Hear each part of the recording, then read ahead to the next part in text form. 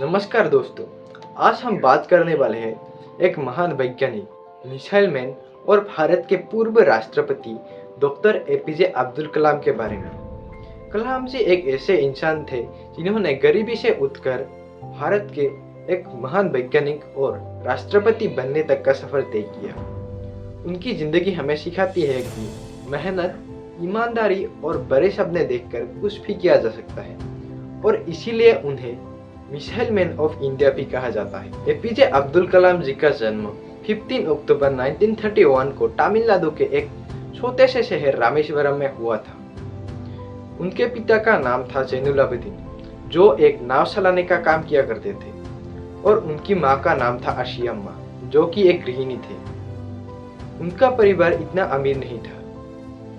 बचपन में कलाम जी अखबार बेचकर अपने परिवार की मदद किया करते थे, लेकिन गरीबी के बावजूद उनके पढ़ाई के प्रति बहुत लगाव था। बचपन से ही कलाम जी बहुत ही मेहनती और जिज्ञासु छात्र थे। उन्होंने अपनी शुरुआती पढ़ाई स्वरदास हायर सेकेंडरी स्कूल से पूरी की। उसके बाद उन्होंने एस.टी. जोसेफ्स कॉलेज से फिजिक्स में ग्रेजुएशन किया। बाद में उन्होंने मद्रास इंस्टीट्यूट ऑफ टेक्नोलॉजी से एरोनॉटिकल इंजीनियरिंग की पढ़ाई पूरी की। यही से उनकी सपना का शुरुआत हुआ, भारत को अंतरिक्ष और मिसाइल टेक्नोलॉजी में आगे ले जाना। एपीजे अब्दुल कलाम ने अपनी करियर की शुरुआत defence research and development organization यानी DRDO में की। उसके बाद वे इंडियन स्पेस रिसर्च ऑर्गेनाइजेशन यानी ISRO में जुड़ गए।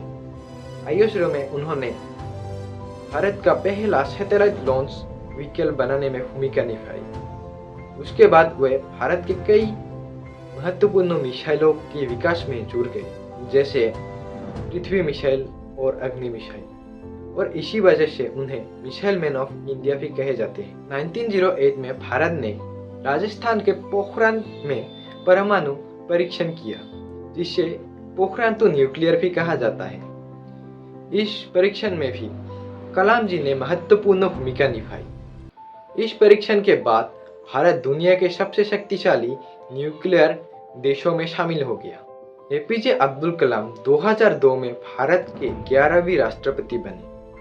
उन्होंने 2002 से 2007 तक राष्ट्रपति के रूप में देश की सेवा की। वे एक ऐसे लौते राष्ट्रपति थे जिन्हें बच्चों और युवाओं से बहुत प्यार था, और इसीलिए उन्हें पीपल्स प्रेसिडेंट भी कहा जाता है।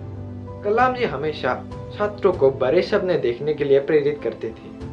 उनका मानना था, सपने वो नहीं होते जो हम सोते समय देखते हैं, सपने वो होते हैं जो हमें सोने नहीं देते। वे अक्सर स्कूल और कॉलेजों में जाकर बच्चों से बातचीत करते थे। कलाम जी ने कई किताबें भी लिखी हैं, जैसे ignited man, wings of fire, India 2020। इन किताबों में उन्होंने भारत के भविष्य और युवाओं की ताकत के बारे में बताया है। कलाम जी को कई बड़े पुरस्कार भी मिले हैं। 1997 में उन्हें भारत का सबसे बड़ा पुरस्कार भारत रत्न मिला। उसके बाद 1981 और 1990 में उन्हें पद्म भूषण और पद्म विभूषण भी मिला। एपीजे अब्दुल कलाम जी का निधन 27 जुलाई 2015 में हुआ।